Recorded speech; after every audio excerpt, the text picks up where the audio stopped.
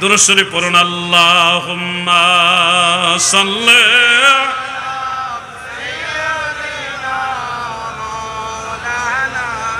মুহাম্মদ ওয়া আলা আলি সাইয়্যিদিনা।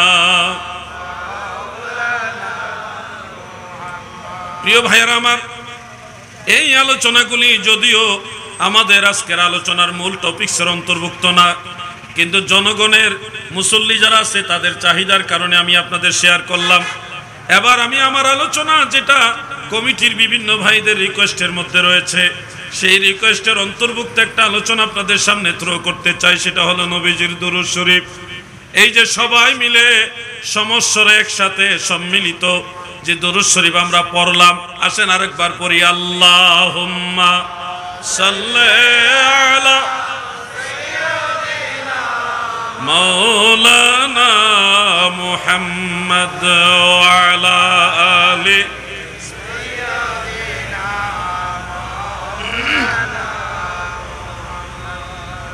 এই দুরূদ শরীফ আমরা সবাই মিলে পড়লাম। আমাদের অনেক ভাইয়েরা এই দুরূদ শরীফটা পছন্দ করেন না, এটাকে বিদআতি দুরূদ মনে করেন। এমনকি তিনারা বলে থাকেন এটা হাদিসের মধ্যে নাই, এটা মানুষের বানানো দুরূদ, এই দুরূদ পড়া যাবে না। এই কথাগুলি আমাদের উপরে এক ধরনের ট্যাগ দেওয়া হয়, জোর করে চাপিয়ে দেওয়া হয়। আমি আমার সেই ভাইদেরকে বলবো, দুরূদ শরীফ নিয়ে যারা বাড়াবাড়ি করেন, আল্লাহর ওয়াস্তে মনোযোগ দিয়ে শুনেন। এই যে দুরূদ শরীফ, এটা আল্লাহর হাবিবের শিক্ষা দেওয়া সহিহ হাদিস থেকে প্রমাণিত দুরূদ, এটা বেদাতি দুরূদ নয় গো, এটা মদিনাওয়ালার শিক্ষা দেওয়া দুরূদ। হয়তো আপনার জানা নেই, না জেনে অযথা একজন মানুষ তার মনের আনন্দে নবী পাকের মহব্বতে দুরূদ শরীফ পড়ছে, তার দুরূদ শরীফের উপর আপনি কটাক্ষ করে বলছেন এটা বিদআতি দুরূদ, মানুষের বানানো দুরূদ। আজকে শুনে রাখুন, এই দুরূদ শরীফটা সিহাহ সিত্তার অন্যতম কিতাব নাসাই শরীফের মধ্যে উল্লেখ আছে। নবী করিম রাসূল আকরাম সাল্লাল্লাহু আলাইহি ওয়া আলিহি ওয়া সাল্লাম এই দুরূদ শরীফ শিক্ষা দিয়েছেন। আল্লাহুম্মা সাল্লি আলা মুহাম্মদ ওয়া আলা আলি মুহাম্মদ। এই দুরূদ শরীফটা নবীজি শিক্ষা দেওয়া। সেই দুরূদ শরীফের মাঝখানে সাইয়্যিদিনা মাওলানা, নবীজির দুইটা সিফতি নাম বা নবীজির দুইটা সিফত ব্যবহার করে আমরা পড়ি। ও ভাই, আপনি জানেন এই দুরূদ শরীফ ছাড়া আপনি যেটা পড়ছেন দুরূদ ইব্রাহিম নামে, আপনি জানেন না ওই দুরূদের নাম দুরূদ ইব্রাহিম নয়। ওই দুরূদের নাম হলো সলাতু ফি তাশাহুদ। এটা হলো তাশাহুদের দুরূদ, নামাজের দুরূদ। কিন্তু আপনি, আমি বা আমরা এটার নাম দিয়েছি দুরূদ ইব্রাহিম, অথচ এই দুরূদের নাম হওয়ার কথা ছিল দুরূদে মুহাম্মাদি। কারণ ইব্রাহিম আলাইহিস সালামের নামের পূর্বে আমাদের নবীর নাম সেই দুরূদে আছে। আল্লাহুম্মা সাল্লি আলা মুহাম্মদ ওয়া আলা আলি মুহাম্মদ, আমার নবীর দুরূদ। সেখানে নবীজির দুরূদ আগে পড়তে হয়, পরে ইব্রাহিম আলাইহিস সালামের দুরূদ। অথচ আপনার পছন্দ হলো সেটা হলো ইব্রাহিম নবীর দুরূদ, কিন্তু আদৌ কি এটা ইব্রাহিম নবীর দুরূদ? এটা তো আমার দয়াল নবীজির দুরূদ। এরপরে আসুন ভাই আমার, মানুষের বানানো দুরূদ পড়বেন না, বেদাতি দুরূদ পড়বেন না, মানুষের বানানো দুরূদ পড়বেন না। এই কথা যারা বলছেন, আপনারা বুখারী শরীফ পড়ার সময় মুকাদ্দমার মধ্যে ইমাম বুখারী নবীর দুরূদ লিখেছে, যেটা দুরূদ ইব্রাহিম না বা সরাসরি হাদিস থেকে প্রমাণিত দুরূদও না। বুখারী শরীফ, মুসলিম শরীফ খোলেন, যে কোনো হাদিস গ্রন্থের শুরুতেই ভূমিকার মধ্যে সকল কিতাবের মুসান্নিফ যারা, ওনারা সবাই নবীর দুরূদ শরীফ লিখে গেছেন সুন্দর সুন্দর শব্দে, যেগুলি কোনো হাদিস থেকে প্রমাণিত দুরূদ নয়, বরং ইমামদের মনের মাধুরী দিয়ে নবীর মহব্বতের ভাষায় তারা দুরূদ লিখে গেছে। আমার ভাই বাবারা গো, মানুষের বানানো দুরূদ পড়বেন না, বেদাতি দুরূদ পড়বেন না। তাহলে আমার প্রশ্ন জাগে, আপনি বুখারী মুসলিম পড়ছেন কিভাবে? বুখারী মুসলিম যদি পড়েই থাকেন, তাহলে তো মানুষের বানানো দুরূদ পড়ছেন, মানে ইমামদের বানানো দুরূদগুলি পড়ছেন।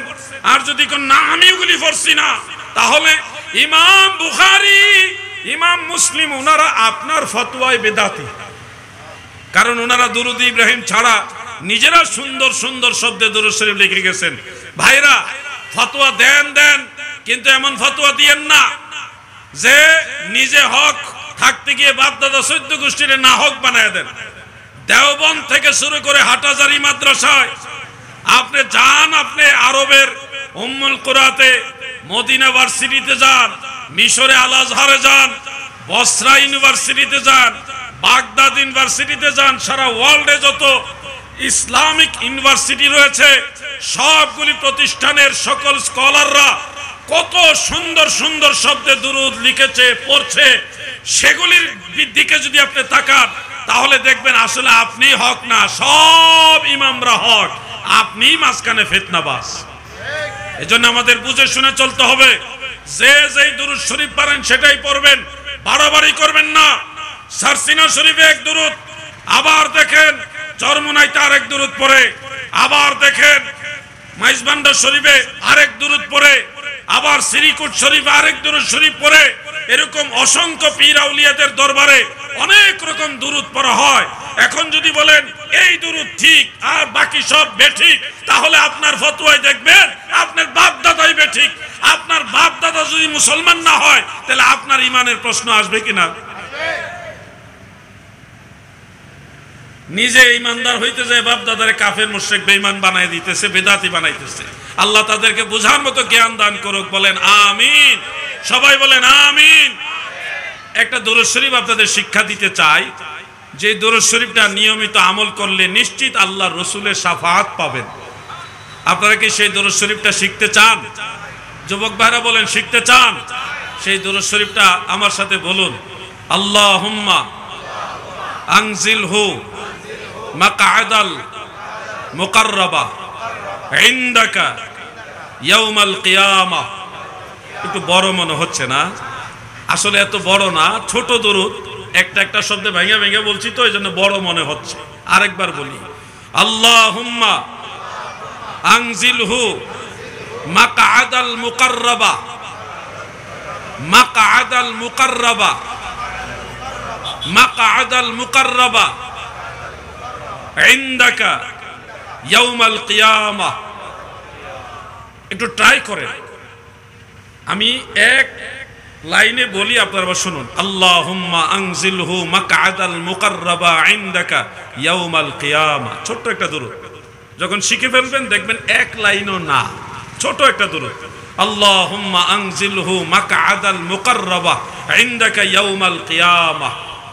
এই দুরূদ শরীফটা যারা পড়বে, মিশকাত শরীফের মধ্যে উল্লেখ, আমার দয়াল নবী বলেন ওয়াজাবাত লাহু শাফাআতি, হাসর ময়দানে তাকে শাফাআত করা আমি রাসূলুল্লাহর জন্য ওয়াজিব, তাকে অবশ্যই জান্নাতে নিয়ে যাব। সুবহানাল্লাহ বলেন। এই দুরূদ শরীফটা নিজেরা পড়বেন, নিজেদের পরিবারের সদস্যা সবাইকে শিখাবেন।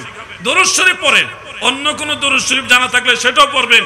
যে দুরূদের বিরুদ্ধে ফতোয়া দেয় তাকে এড়িয়ে চলুন। সে আপনার আমলকে বাধাগ্রস্ত করতে চায়, সে আপনার আখিরাত ধ্বংস করতে চায়, সে আল্লাহর রাসূলের সাথে আপনার সম্পর্ক নষ্ট করতে চায়।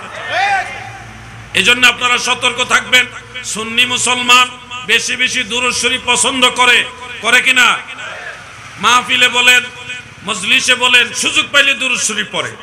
আর বাতিলদের মজলিসে দেখবেন তারা যদি 10 লক্ষ মানুষ নিয়ে বড় সমাবেশ করে, মাহফিলের শুরু থেকে শেষ পর্যন্ত বিপদে পড়ে 2-1 বার দুরূদ শরীফ পড়ে, কিন্তু পুরা মাহফিলে আর দুরূদ শরীফ তাদের জবান দিয়ে বের হয়।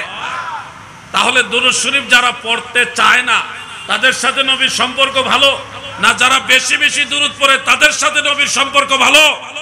এই বিষয়গুলি আপনারা কমন সেন্স দিয়ে চিন্তা করবেন।